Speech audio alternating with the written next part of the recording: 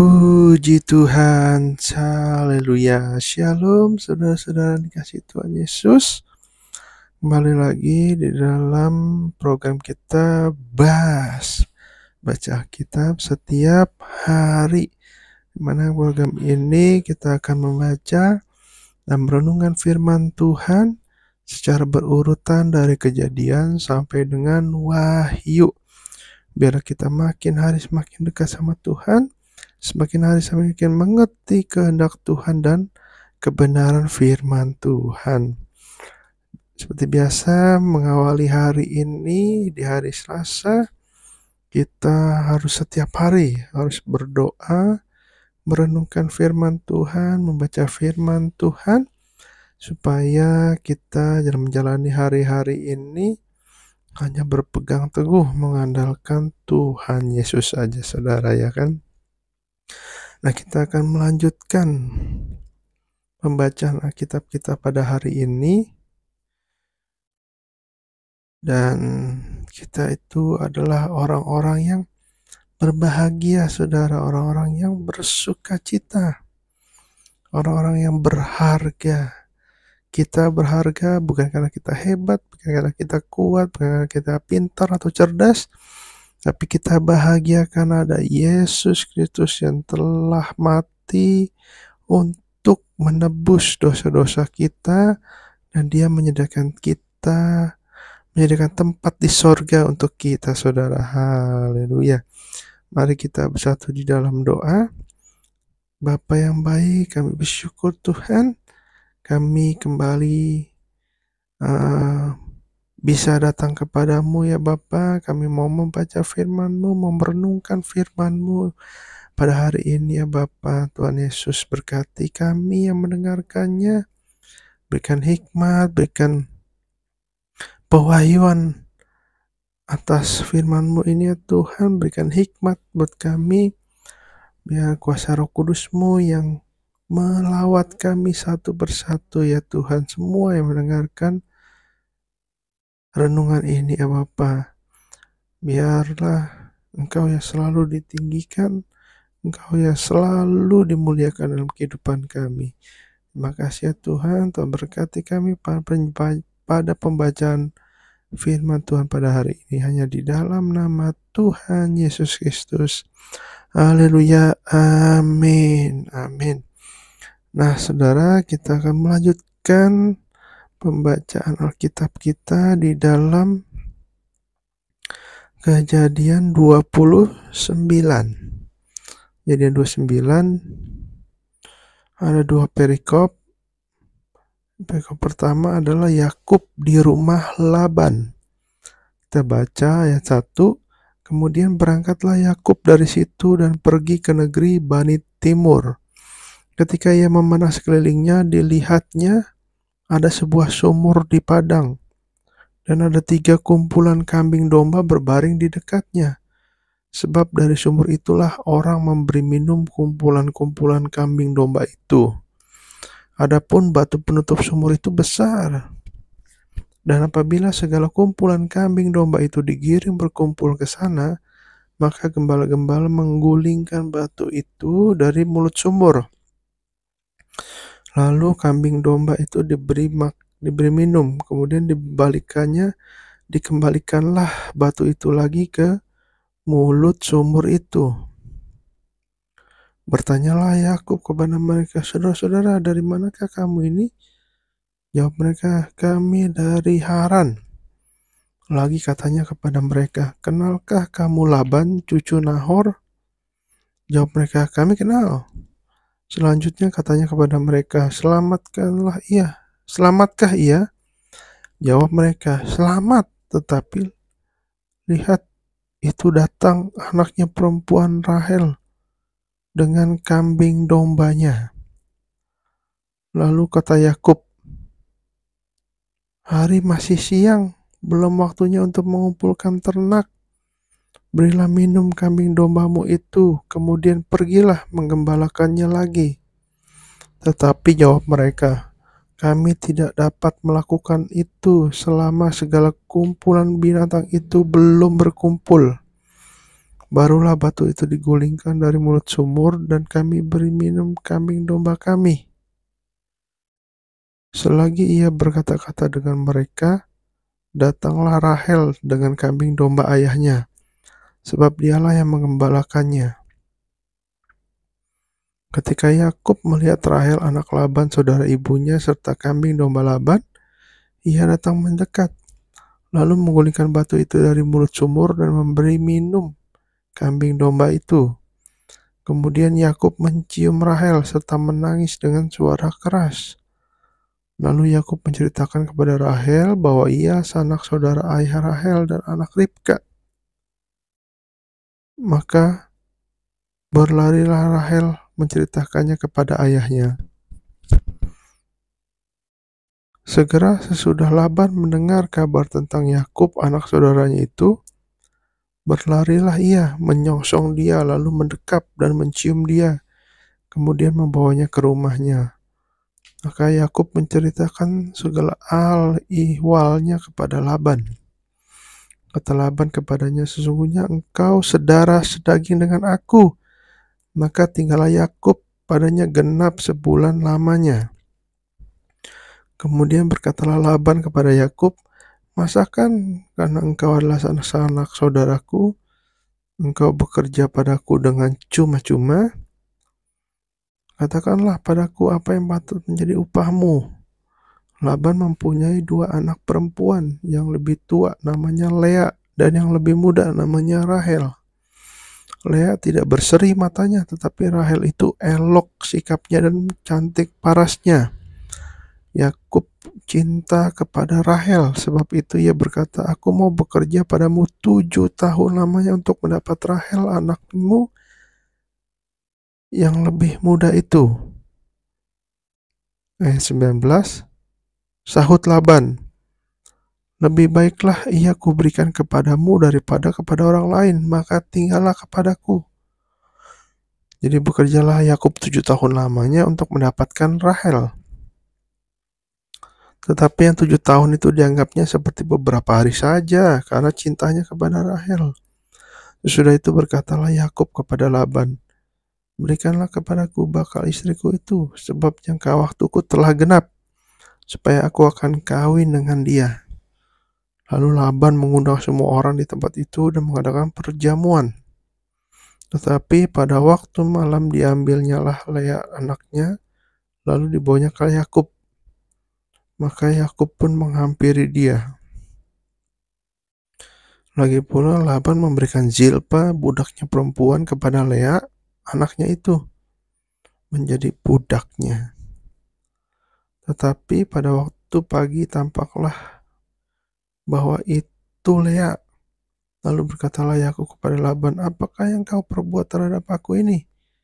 Bukankah untuk mendapat Rahel aku bekerja padamu? Mengapa engkau menipu aku? Jawab Laban. Tidak biasa orang berbuat demikian di tempat kami ini, mengawinkan adiknya lebih dahulu daripada kakaknya. Genapilah dahulu 7 hari perkawinanmu dengan anakku ini. Kemudian anakku yang lain pun akan diberikan kepadamu sebagai upah. Asal engkau bekerja pula padaku 7 tahun lagi. Maka Yakub berbuat demikian. Ia menggenapi ke-7 hari perkawinannya dengan Lea. Kemudian Laban memberikan kepadanya Rahel, anaknya itu, menjadi istrinya. Lagi pula Laban memberikan Bilha, budaknya perempuan, kepada Rahel, anaknya itu, menjadi budak. Yakub menghampiri Rahel juga, malah ia lebih cinta kepada Rahel daripada kepada Lea. Demikianlah ia bekerja pula pada Laban 7 tahun lagi. Nah, di dalam perikop ini, saudara, kita bisa lihat bahwa Yakub di rumah Laban. Yakub di rumah Laban, ya kan, ada sumur. Nah, ketemulah di situ, ya kan, Yakub dengan Rahel. Kemudian Yakub itu tertarik dengan Rahel, ya kan. Karena di sini dikatakan di dalam ayat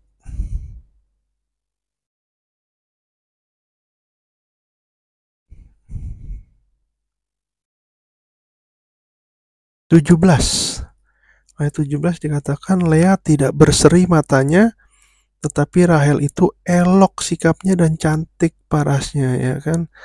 Bisa aja ya Yakub nyari istri yang cantik, yang elok, saudara, dibandingkan Lea. Jadi dia melihat parasnya, saudara, ya kan? Ya, jadi Yakub bekerja 7 tahun untuk mendapatkan Rahel anaknya. Dia harus bekerja dulu 7 tahun. Jadi ketika kita mau menikahi seseorang wanita, kita harus mengenal dulu, ya kan, saudara. 7 tahun artinya merupakan 7 angka kesempurnaan pada saat itu, ya kan. Jadi kita harus mengenal pasangan kita sebelum menikah. Nah, yang lebih luar biasanya lagi ya saudara, ini dua-duanya diberikan ke Yakub, ya kan.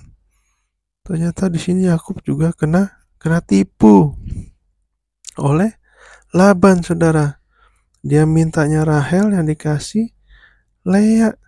Ini seperti hukum tabur tua, ya kan, saudara. Awalnya Yakub menipu Esau, mencuri hak kesulungannya dan mencuri berkat dari ayahnya Ishak. Nah, di sini terlihat jelas Yakub seperti kena akibatnya, karena tuayan sendiri, ya kan.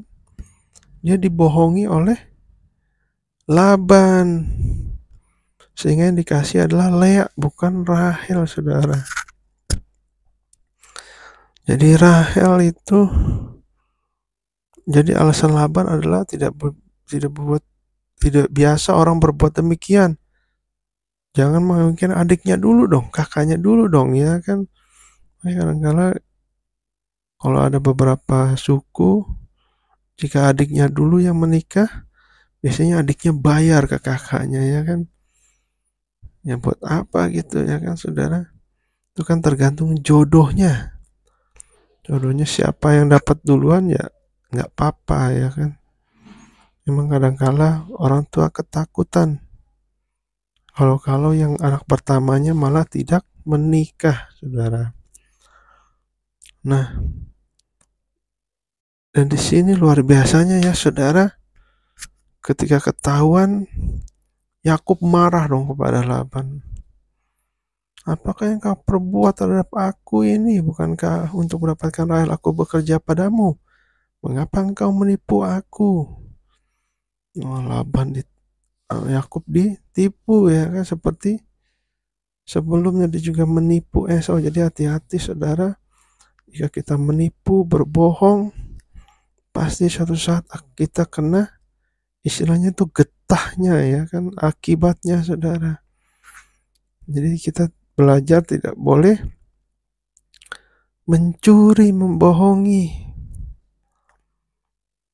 saudara-saudara kita sendiri, orang tua sendiri khususnya, kan. Pada siapapun kita nggak boleh, nanti akan kembali kepada kita sendiri. Akhirnya Yakub harus bekerja 7 tahun lagi untuk mendapatkan Rahel. Dan sini luar biasanya ya, pada mereka itu sepupuan semua, tapi akhirnya menikah dua-duanya dengan Yakub, saudara. Gimana perasaan Lea itu, ya kan? Apakah saudara nih, ibu-ibu, ada yang mau suaminya istri dua, ya kan? Nggak ada pasti, ya kan? Masa dia berbagi cinta, berbagi istri berdua, ya kan, saudara. Ini adalah saat zaman itu, saudara.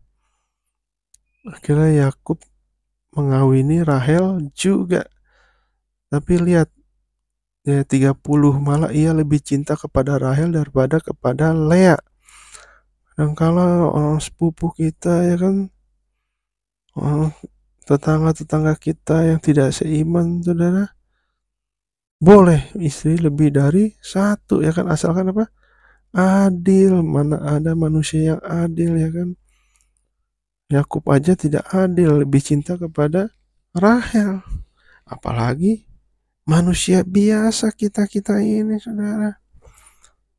Nggak mungkin bisa adil ya kan? Itu hanya Ali bisa aja, saudara. Jadi kita bisa belajar dari Yakub ini, hukum tabur tuai tetap berlaku dan ada akibat dari dosa yang kita lakukan, saudara. Jadi jangan seenaknya kita melakukan dosa. Nggak apa-apa, ntar minta ampun lagi sama Tuhan. Ingat, saudara, dalam firman Tuhan dibilang Allah tidak ingin dipermainkan, tidak bisa dipermainkan, saudara. Namanya itu mempermainkan Allah. Udah tahu dilarang tapi dilakukan. Dan kita perikop kedua yaitu anak-anak Yakub. Ketika Tuhan melihat bahwa Lea tidak dicintai, dibukanyalah kandungannya. Tetapi Rahel mandul. Wah, lihat, saudara, ya kan. Kadang-kadang karena kita melihat paras, kita melihat fisiknya, kadang-kadang Tuhan tegur, saudara. Fisik tidak menentukan. Yang Tuhan perhitungkan adalah hati kita, kan. Di ayat 2:32, Lea mengandung lalu melahirkan seorang anak laki-laki dan menamainya Ruben. Sebab katanya, sesungguhnya Tuhan telah memperhatikan kesengsaraanku. Sekarang tentulah aku akan dicintai oleh suamiku. Inilah Ruben, saudara, ya kan, merupakan anak dari Yakub dan Lea. Dan Tuhan gitu adil ya kan, saudara. Lea yang tidak dicintai dibuka kandungannya, tetapi Rahel mandul karena terlalu mencintai Rahel. Si Yakub ini beda kasih kan, Rahel dan Lea. Nah, ayat 33, mengandung pula lah ia lalu melahirkan seorang anak laki-laki. Maka ia berkata, sesungguhnya Tuhan telah mendengar bahwa aku tidak dicintai, lalu diberikannya pula anak ini kepadaku. Maka ia menamai anak itu si Simeon. Nah, dinamain lagi anaknya Simeon. Jadi dia melahirkan lagi, saudara. Karena Rahel dibuat mandul oleh Tuhan. Akhirnya punya anak dari Lea yang tidak dia cintai. Tapi ini sampai 2, saudara, ya kan. Ayat 34, mengandung pula lah ia lalu melahirkan seorang anak laki-laki. Maka ia berkata, sekali ini suamiku akan lebih erat kepadaku, karena aku telah melahirkan 3 anak laki-laki baginya. Itulah sebabnya ia menamai anak itu Lewi. Ya, saudara, Ruben, Simeon, dan Lewi. Semuanya punya rencana indah buat mereka. Mengandung pula lah ia lalu melahirkan seorang anak laki-laki. Maka ia berkata, sekali ini aku akan bersyukur kepada Tuhan. Itulah sebabnya ia menamai anak itu Yehuda. Sudah itu ia tidak melahirkan lagi. Berarti anaknya ada 4. Yang terakhir itu adalah Yehuda. Nah, jadi dari anak-anak ini adalah Allah punya tujuan, punya rencana atas 4 anak ini, saudara. Jadi kita bisa belajar, saudara, dalam firman Tuhan ini. Jangan sampai bilang, wah itu boleh tuh nikah sama sepupu, ya kan, nikah sama orang yang darahnya masih ada hubungan darah tapi walaupun jauh, itu tetap tidak boleh, saudara, ya kan? Yang kita lakukan adalah harus menunggu hingga dewasa baru kita bisa memilih seorang wanita untuk dijadikan istri. Nah, inilah anak Yakub, ada 4 orang anak, saudara, ya kan? Sebenarnya perikop ini masih nyambung di Kejadian 30, tapi beda topik ya, saudara, beda pembahasan, jadi tetap tanggal Kejadian 30 kita akan bahas besoknya. Nah, dari pembacaan firman Tuhan pada hari ini kita belajar, saudara. Yang pertama kita belajar adalah hukum tabur tuai itu berlaku, atau dosa itu masih ada akibatnya. Ya kan, memang Yesus telah mengalahkan maut, telah mengalahkan dosa. Harusnya dosa itu tidak berkuasa lagi atas kehidupan kita, saudara, tapi dia selalu menggoda supaya kita berbuat dosa. Jadi yang pertama kita belajar bahwa harus sungguh-sungguh, saudara, ya kan, ada hubungan tabur tuai. Yang kedua, anak muda jangan memilih pasangan lewat parasnya saja, tapi harus benar-benar diyakinkan bahwa itu memang dari Tuhan. Lihat hatinya, dia takut akan Tuhan, dia bisa mendukung kita sebagai laki-laki, sebagai suaminya nanti, atau tidak. Jangan sampai kita hanya melihat parasnya saja, ya kan, saudara. Nah, yang ketiga yang bisa kita pelajari bahwa Tuhan itu selalu turut campur tangan, saudara. Tuhan tidak membiarkan kejahatan, penyimpangan-penyimpangan itu dibiarkan oleh Tuhan. Makanya di sini Lea dibuka kandungannya, Rahel ditutup jadi mandul.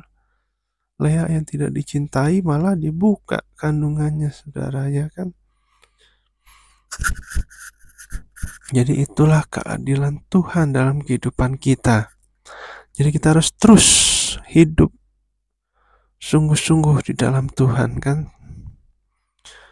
Haleluya. Kita sudah belajar pada hari ini, mari kita bersatu di dalam doa. Bapak yang baik, terima kasih Tuhan, kami sudah belajar dan membaca merenungkan firman Tuhan pada hari ini. Biar firman Tuhan ini tertanam, berakar, bertumbuh, dan berbuah dalam kehidupan kami. Kami belajar, ya Tuhan, hukum tabur tuai masih tetap berlaku sampai saat ini. Biarlah kami terus menabur dalam kebenaran firman Tuhan, supaya kami dapat menuai berkat-berkat, menuai kerajaan sorga dalam kehidupan kami. Terima kasih ya Bapa.